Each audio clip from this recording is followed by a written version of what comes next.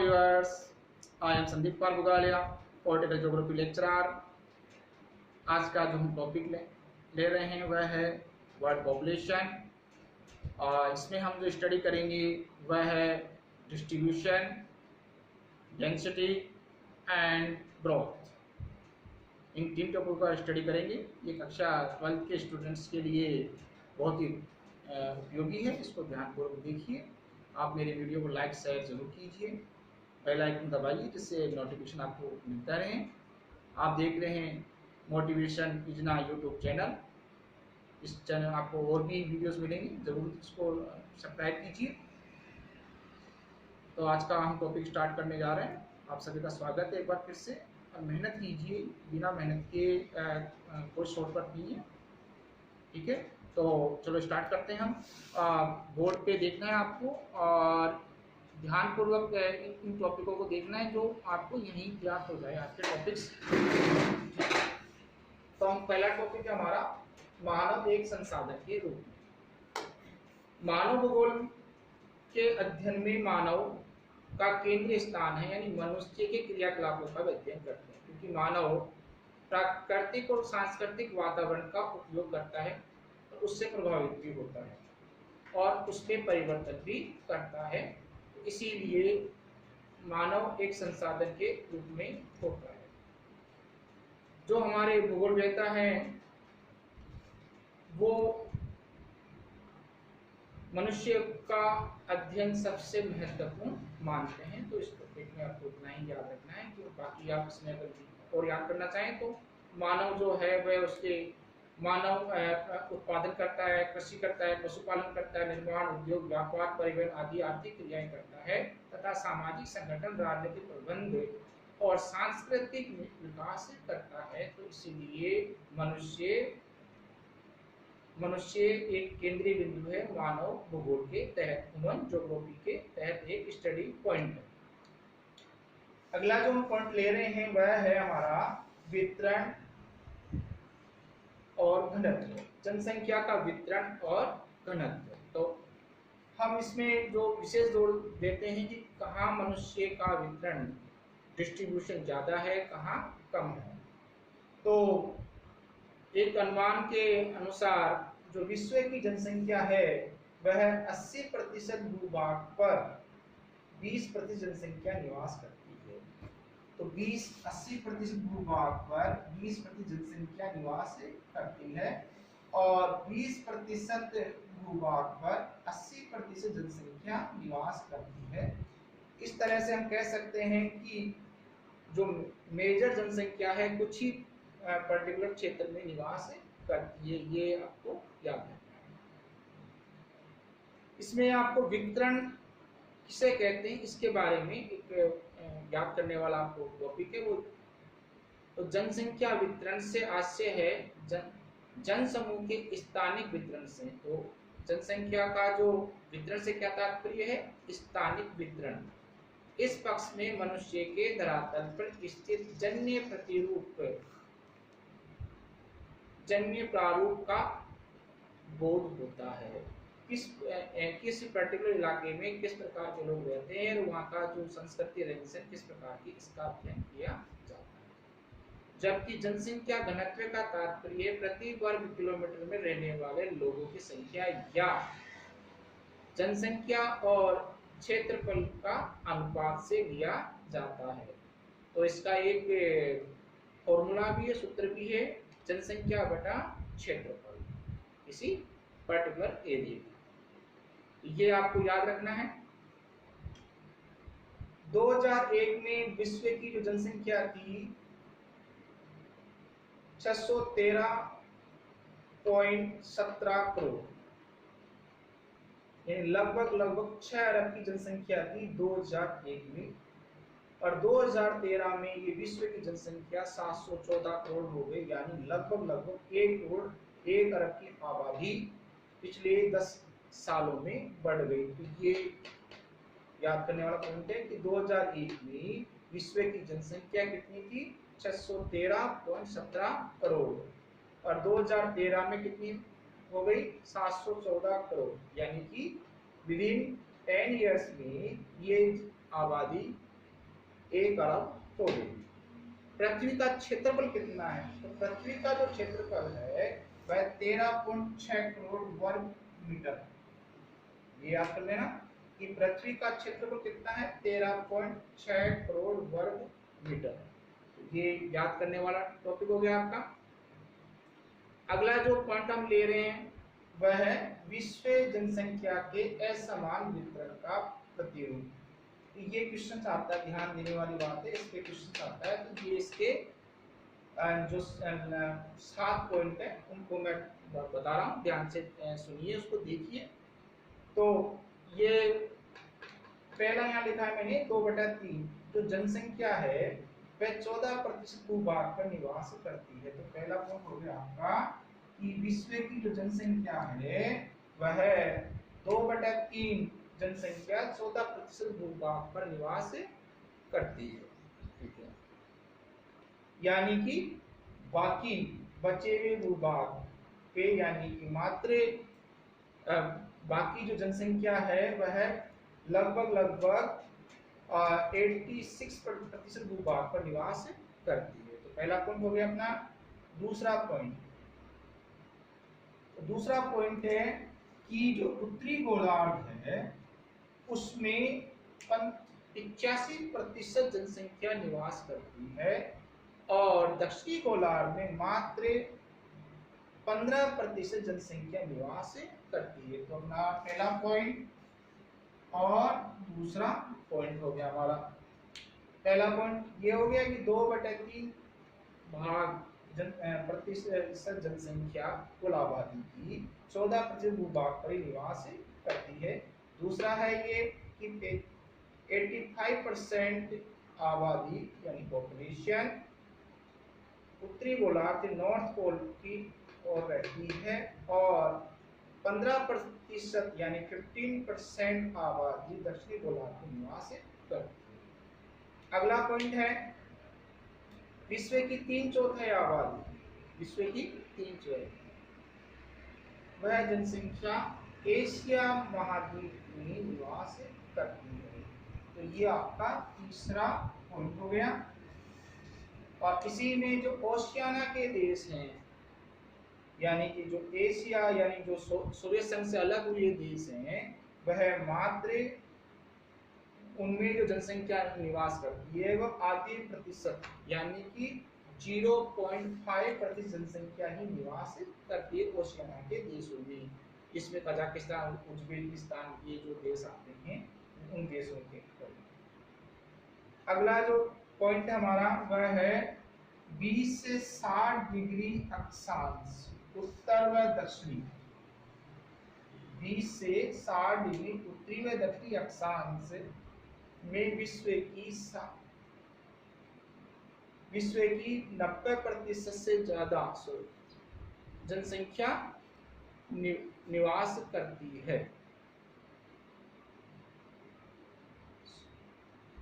ये 20 से 60 डिग्री उत्तरी अक्षांश में विश्व की 80% जनसंख्या निवास करती है और 60 डिग्री उत्तरी अक्षांश में मात्र 1% जनसंख्या निवास करती है। तो ये आपका पॉइंट हो गया 4। तो आप लिख सकते हैं इसके बारे में। ठीक है, अगला जो पॉइंट है वह है विश्व की 75% जनसंख्या महाद्वीपों के किनारे यानी समुद्र के किनारे ही निवास करती है। तो ये आपका अगला पॉइंट हो गया, ये याद करने वाली बात है। ठीक है, विश्व की जो 80% आबादी, अगला पॉइंट ये वाला। ठीक है, तो 1 2 3 4 5 और छठा पॉइंट ये रहा आपका। विश्व की जो 80% जनसंख्या 500 मीटर की ऊंचाई पर ही, समुद्र तल की ऊंचाई पर ही निवास करती है। ठीक है, तो ये आपके पॉइंट हो गए। अब विश्व की जो जनसंख्या का वितरण है वह कैसा है वो ध्यान से देखिए। ठीक है, तो इसमें विश्व जनसंख्या का वितरण तो प्रमुख जो देश महाद्वीप हैं वह है एशिया, अफ्रीका, यूरोप, उत्तरी अमेरिका, दक्षिणी अमेरिका और ओशिनिया। तो वर्तमान में सबसे ज्यादा जो आबादी वह है एशिया महाद्वीप में, 4,302 मिलियन जनसंख्या निवास करती है, यानी विश्व की 60% आबादी एशिया में निवास करती है। लगभग 60% आबादी निवास करती है।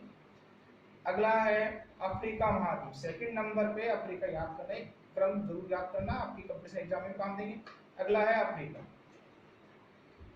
1,102 मिलियन जनसंख्या, 15% है वो विश्व की आबादी का, वो 15.41 है, और 1। ठीक है यार। यूरोप की जो आबादी है वो 740 मिलियन है, और जो प्रतिशत है 10.37%। उत्तरी अमेरिका की जो पॉपुलेशन है वह है 557 मिलियन, प्रतिशत में 7.8% जनसंख्या निवास करती है पूरे वर्ल्ड में से। दक्षिणी अमेरिका यानी कि जो साउथ अमेरिका है उसमें 401 मिलियन जनसंख्या पॉपुलेशन निवास करती है, यानी कुल प्रतिशत हुआ इसका 5.60। सबसे कम जो आबादी है वह है ओशिनिया की, वह है 38 मिलियन, यानी कुल प्रतिशत का मात्र 0.53% आबादी निवास या पॉपुलेशन निवास करती है।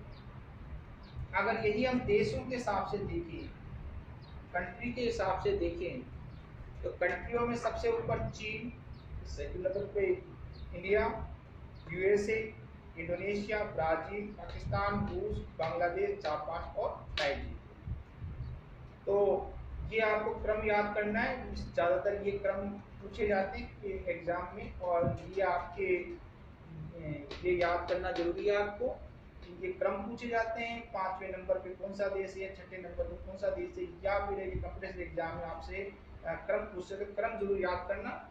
चीन, Bharat, USA, Indonesia, Brazil, Pakistan, रूस, बांग्लादेश और नाइजीरिया।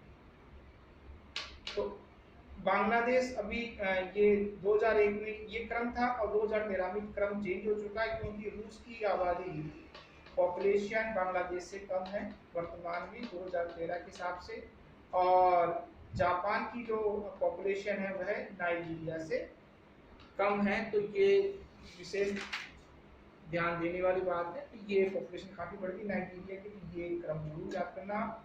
ठीक है, जो तो आपको ये टॉपिक्स कंप्लीट हो गया। रिपीट आपको ये, तो ये 2001 की जनसंख्या, ठीक है, और 2013 की जनसंख्या, ये टॉपिक हो गया आपका। विश्व जनसंख्या के असमान वितरण के कारण इसके आपके 6 पॉइंट्स है। एक पॉइंट ये आपका आप ये भी ले सकते हो, 80% भूभाग पे 20% जनसंख्या निवास करती है, और 20% भूभाग पर 80% जनसंख्या निवास करती है, ये आप ये लिख सकते हैं। ठीक है, अगला हम टॉपिक ले रहे हैं वह है जनसंख्या के वितरण। तो इसको 4 टॉपिकों में हमने देखा है। सघन जनसंख्या वाले प्रदेश, और अगला जो टॉपिक ले रहे हैं वह है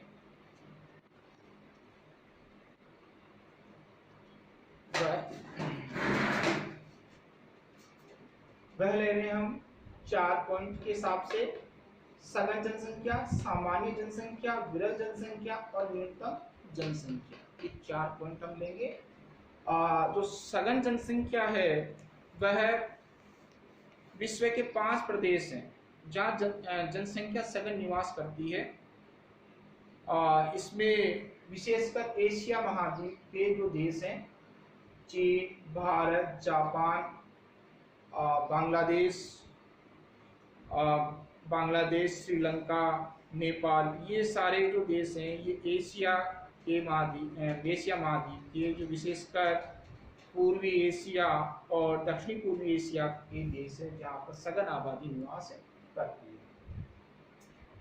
और इसके अलावा जो देश हैं वह है जो उत्तरी अमेरिका और यूरोप के जो देश है वह है great Britain, Germany, Holland, Belgium, France, Ireland, Denmark, Spain, Italy तथा पूर्वी उत्तरी अमेरिका के उत्तरी पूर्वी संयुक्त राज्य अमेरिका, दक्षिणी पूर्वी कनाडा आदि प्रमुख देश हैं जो सघन जनसंख्या वाले क्षेत्र हैं। सेकंड जो हम लेंगे सामान्य जनसंख्या, यानी जहाँ का घनत्व कम है, जहाँ कम आबादी निवास करती है, उसमें विशेषकर दक्षिणी अमेरिका और अफ्रीका, तो ये विशेषकर है ये। और दक्षिणी अमेरिका में जो एंडीज पर्वत है वह प्रतिकूल दशाएं हैं, परंतु वहां पे तांबे की उपलब्धता के कारण चिली, कामरा में जनसंख्या निवास करती है। इसके अलावा कनाडा में यूरेनियम की वजह से जनसंख्या सामान्य जनसंख्या है। और पश्चिम ऑस्ट्रेलिया के पश्चिमी भाग में स्वर्ण खानों की वजह से जनसंख्या ज़्यादा निवास करती है। तो ये आप ये सब पढ़ते हैं आर्थिक कारकों की वजह से वहाँ पे जनसंख्या निवास करती है। थर्ड पॉइंट है विरल जनसंख्या, बहुत ही कम जनसंख्या निवास करती है। तो वह विश्व के वह भूभाग है जहाँ 5% जनसंख्या निवास करती है। ये जो क्षेत्र है उच्चावच एवं जलवायु की विषम परिस्थितियों के कारण यहाँ पर जनसंख्या टुंड्रा प्रदेश और भूमध्य रेखीय देशों में जहाँ अधिक वर्षा होती है वहाँ पर ये लोग, इस वजह से यहाँ पे जो जनसंख्या है वो विरल पाई जाती है। अति न्यून जनसंख्या, अगला जो टॉपिक है हमारा अति न्यून जनसंख्या। इसमें वो प्रदेश जहाँ पर जनसंख्या बिल्कुल ही कम मात्रा में यानी 1% के आसपास है, तो ऐसे बहुत से निर्जन प्रदेश है जहाँ जलवायु और धरातल की कठोरता वाले प्रदेश है। अति शीतल, उष्ण, मरुस्थल, उच्च धरातलीय, विषुवत रेखीय, आर्द्र वन, मध्य अक्षांशीय मरुस्थलीय प्रदेश जहाँ पर अल्प जनसंख्या जनजाति निवास करती है। तो आपको मैप में बता रहा हूँ, मैप पे देखिए इसका। सो इसमें आएगा नहीं आपके सॉरी। तो अगला जो टॉपिक लेंगे वह है जनसंख्या वितरण को प्रभावित करने वाले कारण। तो ये जनसंख्या वितरण को प्रभावित करने वाले कारण, तो इसमें 4 पॉइंट है। विश्वव्यापी कारक, तो विश्वव्यापी कारक में हम जो इसके 4 पॉइंट है। आवास स्थिति, किसी देश की लोकेशन कैसी है, वहाँ की जलवायु कैसी है। दूसरा पॉइंट है जलवायु दशा। तीसरा पॉइंट है धरातल और चौथा पॉइंट है समुद्र तल से ऊंचाई। विश्वव्यापी कारकों में 4 पॉइंट्स हैं, आवास स्थिति, जलवायु दशा, धरातल और समुद्र तल से ऊंचाई कितनी है उस प्रदेश की। दूसरा हम पॉइंट पढ़ते हैं जनसंख्या वितरण में, डिस्ट्रीब्यूशन में प्रादेशिक कारक। प्रादेशिक कारक में किसी क्षेत्र की भूमि की बनावट कैसी है, उसकी जल आपूर्ति कैसी है, मिट्टियाँ कैसी हैं, वनस्पति कैसी है, खनिज और शक्ति के साधन की उपलब्धता कैसी है। तो वहाँ पर जनसंख्या वितरण को प्रभावित करती है। तीसरा पॉइंट है सांस्कृतिक कारक।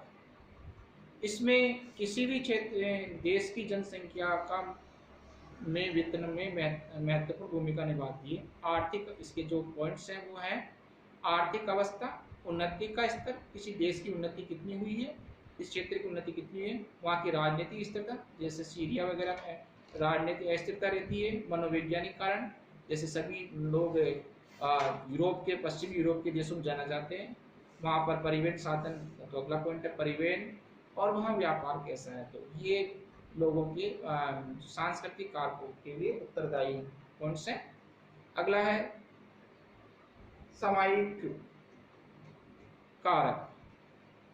इसके तो वहाँ का जो वातावरण है कैसा है, ये उससे संबंधित है। तो वहाँ के वातावरण के अनुकूलन, कोई व्यक्ति वहाँ रहे तो उसके वातावरण के अनुकूल होगा।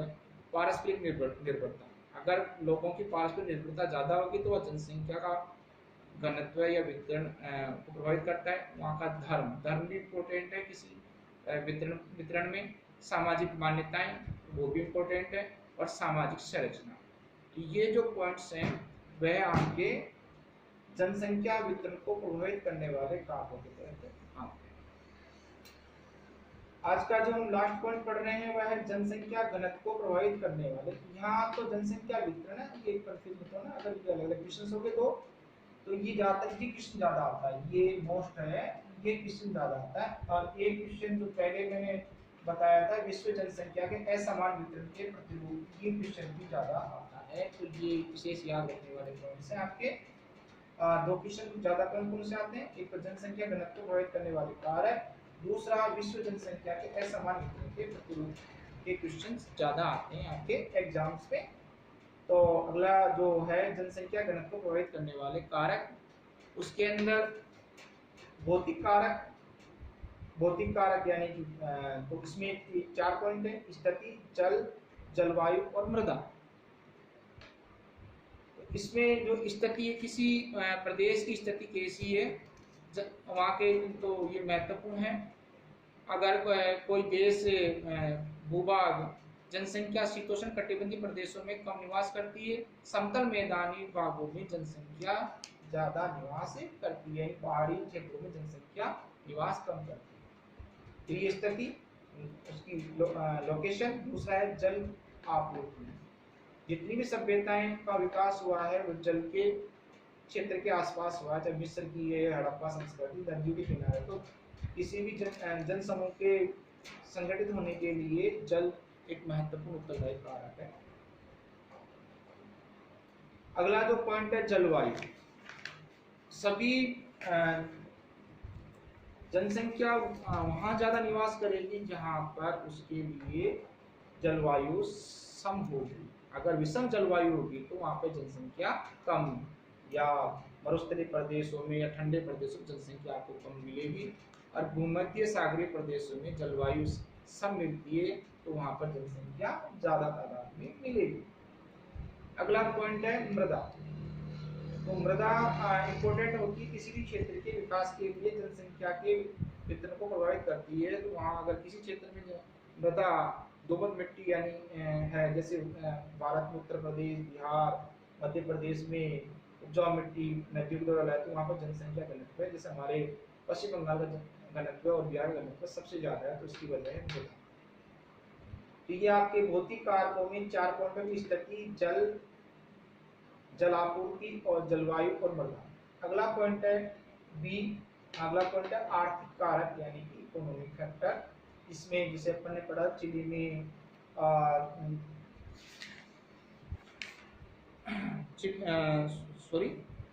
जैसे अपन ने पढ़ा कि ऑस्ट्रेलिया में सोने का उत्पादन अधिक होता है, इसलिए जनसंख्या वहाँ पे विषम परिस्थिति होने के बाद जनसंख्या वहाँ ज्यादा है। तो ये खनिज इंपॉर्टेंट है, जहाँ पर खनिज उपलब्धता हो जाती है विषम परिस्थिति होने के बाद जनसंख्या, जैसे भारत में जमशेदपुर नगर जो टाटा ने बसाया।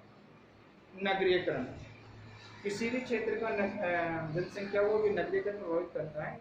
लोग बेहतर सुविधाओं की वजह से वहाँ पर जाके निवास करते हैं, जैसे राजस्थान में जेट, दिल्ली, बॉम्बे, ये आदि। औद्योगिकरण, किसी भी क्षेत्र का औद्योगिकरण होता है तो वहाँ पर कई प्रकार की दुकानें, सहकर्मी दुकानें और खुल जाती, जैसे परिचालन दुकान, बैंक कर्मी, डॉक्टर, अध्यापक आदि वहाँ पर लोग सेवाएं देने लगते हैं, इसलिए वहाँ उस क्षेत्र की जनसंख्या बढ़ जाती है। अगला पॉइंट है सामाजिक एवं सांस्कृतिक कारक।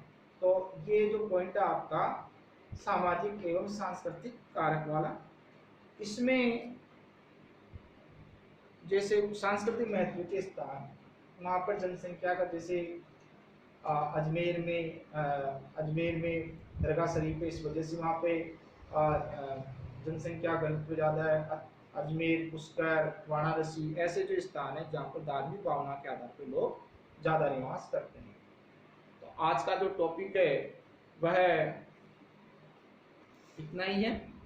ये आपको जो नेक्स्ट टॉपिक में बाकी बताएंगे आपको। फिर मैं आपसे कह रहा हूँ, अपने आप पे विश्वास रखिए, मेहनत कीजिए, जितनी मेहनत करोगे उतना ही आपको इसका फायदा मिलेगा। आपका दिन सुखद हो, आपकी मेहनत सफल हो। फिर एक बार सभी को